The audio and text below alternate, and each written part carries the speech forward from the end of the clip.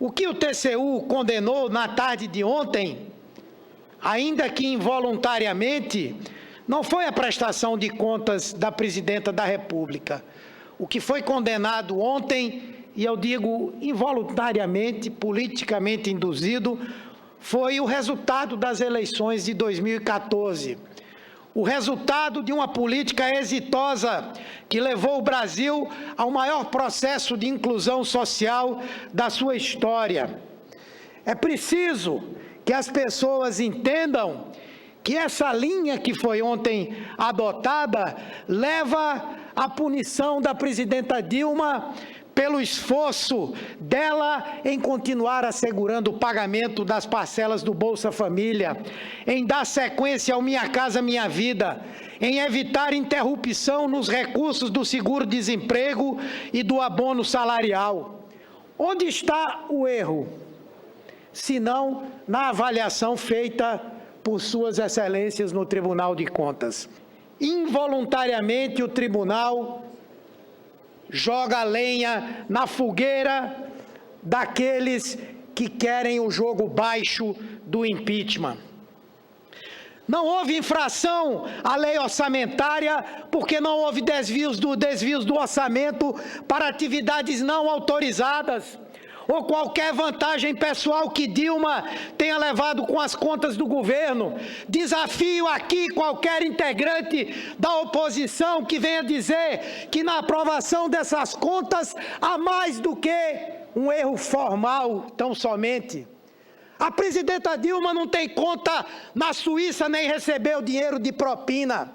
E a oposição, nessa sua ética de conveniência, enquanto dá ao presidente da Câmara o benefício da dúvida, apesar de serem aí relatadas contas na Suíça, depósitos de empresas ou de operadores, enfim, e eu dou a ele o benefício da dúvida, não o considero culpado, mas a presidenta Dilma, a mesma oposição que é absolutamente leniente e compreensiva com o presidente da Câmara, a ponto do líder do PSDB na Câmara dizer que dava apoio à manutenção do presidente da Câmara, mas a presidenta Dilma, contra a qual não há nenhuma denúncia, é vítima aqui de discursos disparatados, marcados pelo ódio, de quem não tem vocação democrática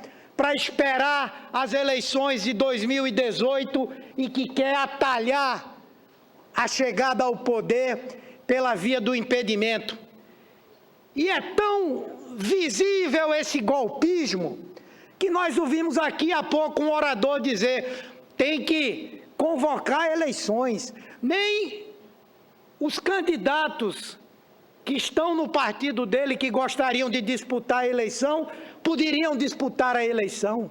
Nem os candidatos de outros partidos que gostariam de disputar a eleição, nessa condição de caçar a presidenta e o vice, nem esses vão poder ser candidatos. Veja como é um golpe de mestre.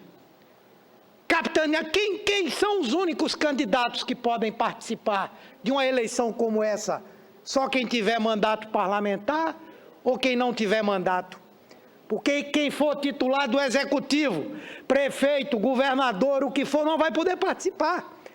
Vejam o que é que eles estão tramando. Golpistas, antidemocratas, e que não estão preocupados com o futuro do Brasil, não estão preocupados com o presente, não estão preocupados com o futuro, não têm responsabilidade com a nossa economia e com a nossa sociedade.